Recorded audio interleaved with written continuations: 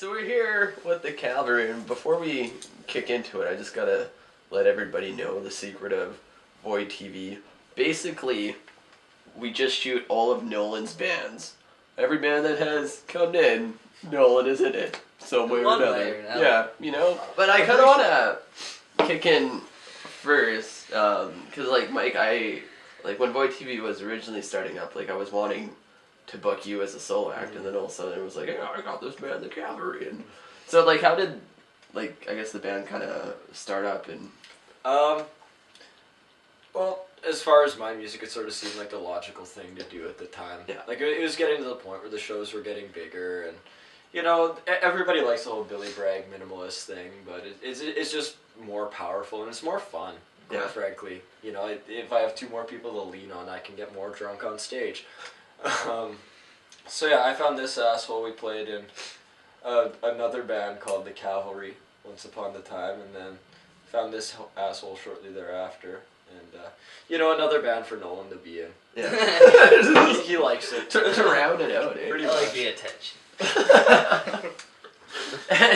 Well, I think originally we wanted Nolan, but we decided not to ask him because we thought he was too busy with Party Martyrs, Miscelli. Well, you didn't have Struggle Fucks at that time. Yeah. But like Everything kind of fell apart, and then it was perfect timing. yeah, too. I think so. Yeah. Well, and you guys like all kind of have experience doing like the solo stuff, but like creative wise, like what do you guys enjoy more, like the freedom of being solo, or kind of like the support of being in a band?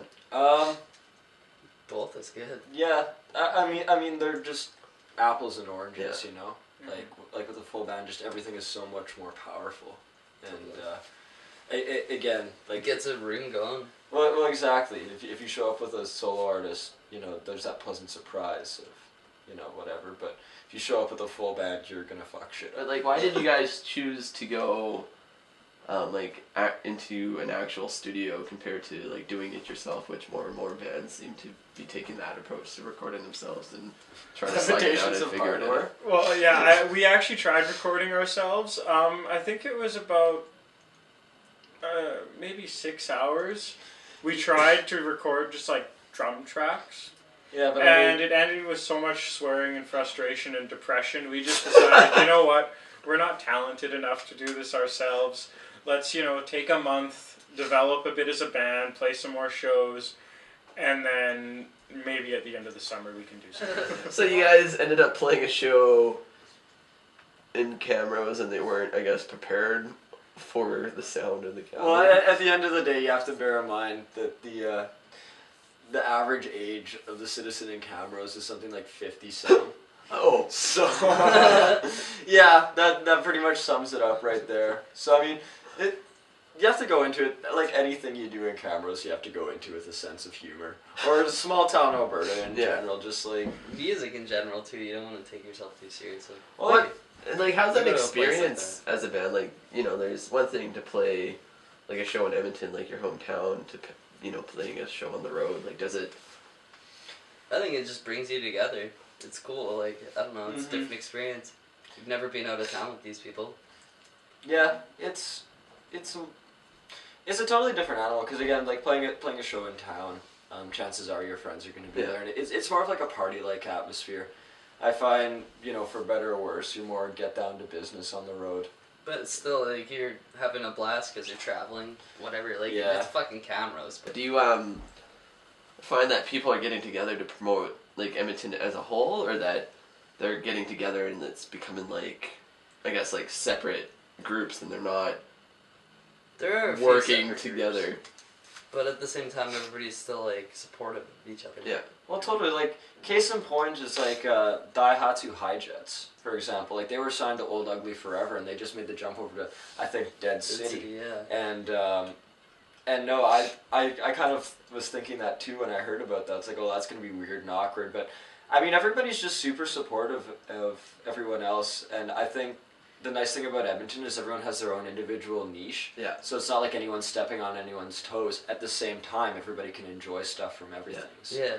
But now, like a lot of people are stepping in and, I guess, taking, like, a role like Landing with Dead City or, like, the Old Ugly crowd. But now, like, Britt, you also started, like a blog, and you've been, like, really like going out to shows and doing reviews and giving like press. Like where did like that come for you, and like when did you decide to start Well, doing that?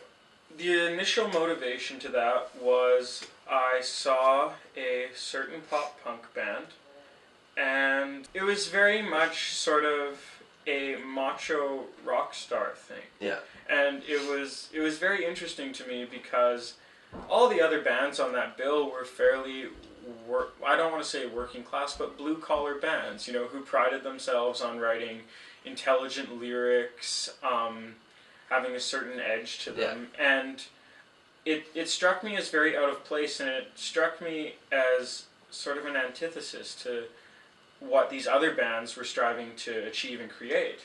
And it pissed me off. I thought I thought they were very disrespectful to, for example, disrespectful to homosexuals, women, and to me that's not what music should be about. And I think I always grew up believing that music should bring people together as opposed to, you know, segregate people and mock them for being different. So did you like step in and like get the blog going because you wanted to, I guess, like highlight the bands that were like taking approach to music that you agreed with? That's definitely part of it, and I think I like writing. I like music, and another aspect of that was that I have a lot of friends who love music and punk music especially, but they've never been to a place like Wonder Bar or Deviate.